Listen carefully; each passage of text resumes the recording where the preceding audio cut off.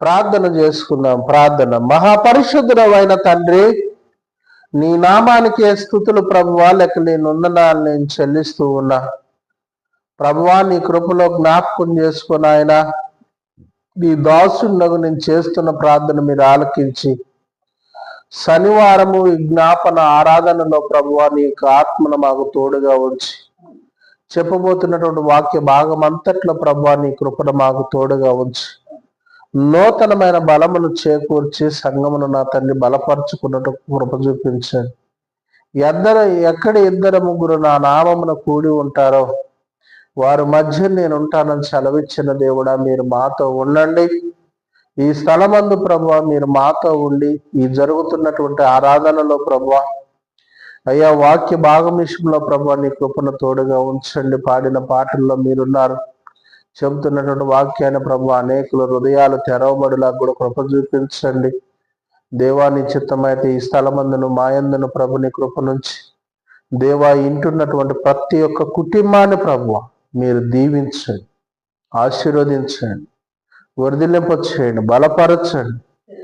ఎవరైతే ఈ మాటలను వింటూ ఉన్నారో వారందరి కుటుంబాలను ప్రభువ మీరు బలపరచండి.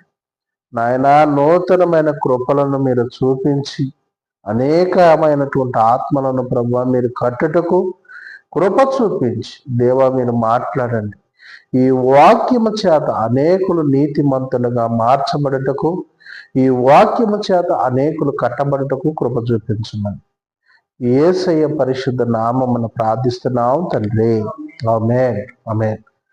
దేవుని నామానికి స్తోత్రము. కూడి వచ్చినటువంటి మీ అందరికీ కూడా ప్రభు అయిన యేసుక్రీస్తు నామంలో శుభములు, వందనాలు.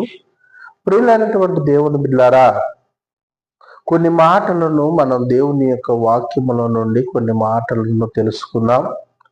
దైవలేఖన గ్రంథములో నుండి యెషయా గ్రంథంలో కొన్ని మాటలను ప్రియా దేవుని బిడ్డలారా తెలుసుకుందామండి. యెషయా గ్రంథములో నుండి కొన్ని మాటలు 5వ అధ్యాయంలో నుండి 1వ వచనాన్ని చదివి సహాయం చేయండి.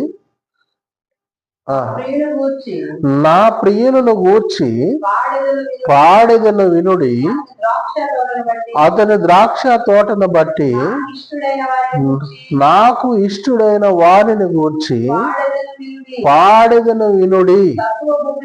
సత్వ భూమి గల కొండ మీద నా ప్రియునికి ఒక ద్రాక్ష తోట ఉండెను, ఆయన దానిని బాగుగా